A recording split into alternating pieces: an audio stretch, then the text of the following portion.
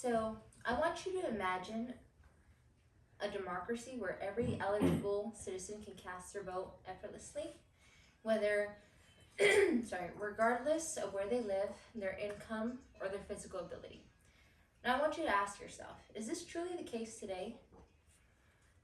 Well, today I'm going to persuade you that there is a problem with the current policy on universal voting rights and voter accessibility. I will cover the following 3 main points.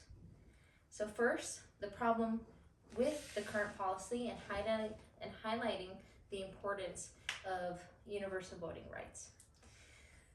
Secondly, my replacement policy that will correct the problems of the current one and to discuss the challenges of voter accessibility. Third, I want you to visualize why my replacement policy is practical and beneficial, as well as explain why expanding these rights will help everyone and strengthen our democracy. So let me share with you my first main point. So my current policy is problematic because they limit the participation for everyone involved.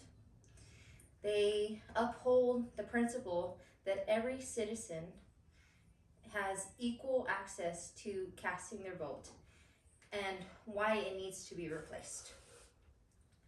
So it also has unnecessary barriers that blocks it from being able to vote as well. So recently I have read the article of the Initiative 83, Changing Voting Futures. It states that ranked choices that are more inclusive can confuse and be more problematic for voters.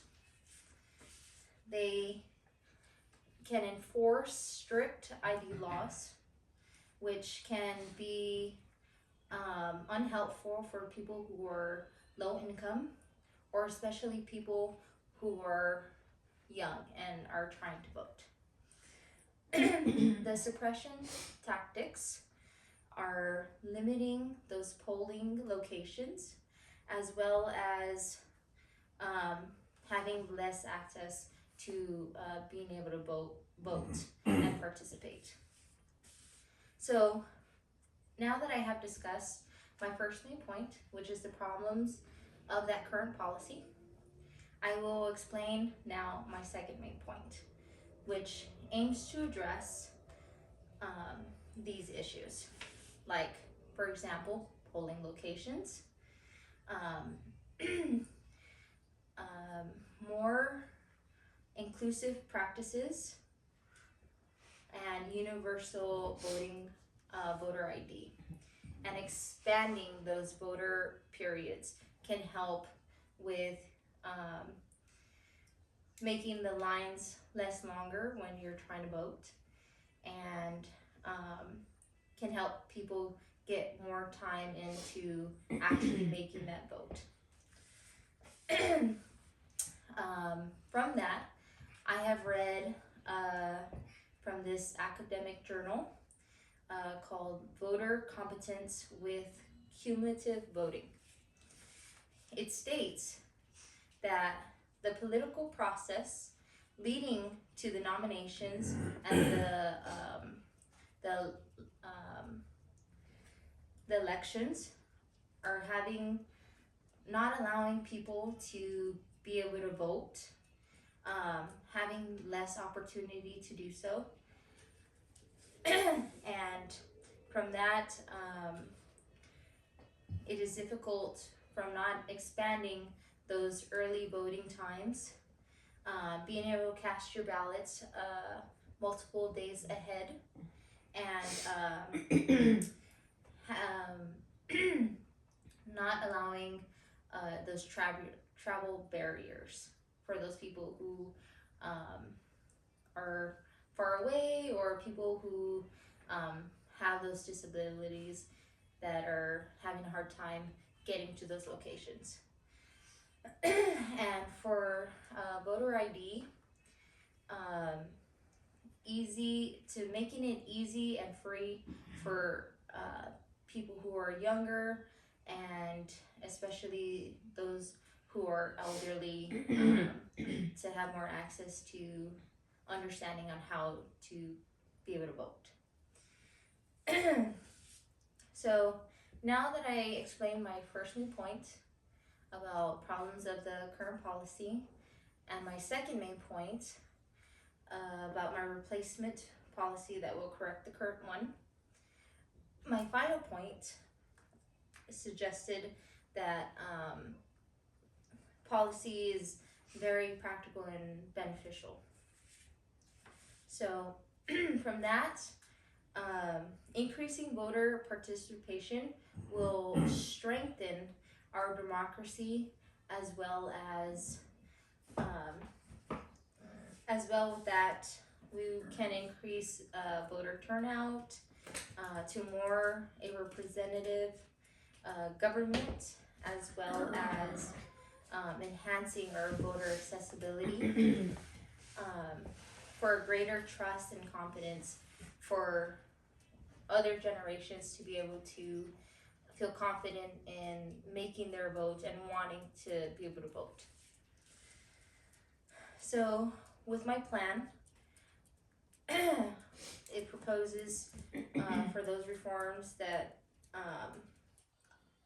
can be implemented with existing election frameworks, so they can go ahead and start working on that, and it will eventually run smoother.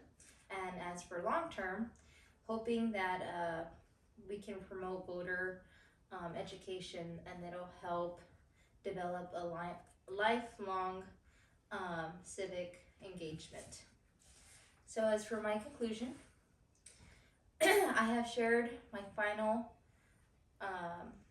the following points: the universal voting rights and accessibility process that is fundamental in ensuring our democracy and represents all citizens. So I hope that you think and consider and visualize that the power in our vote and our voice will can have a positive change on our next voting, on our next casting our votes. And these are 3 steps that can help you with that. So first, you can write to the Department of Elections to advocate for the universal voter ID. Step 2, you can contact your local federal representatives and urge them to support the expansion of voter access. And lastly, step 3, organize or participate in any rallies to raise that awareness about voting issues and those promising reforms. So with these 3 steps, we can foster a democracy that is vibrant and representative to everyone's hopes and dreams. Thank you.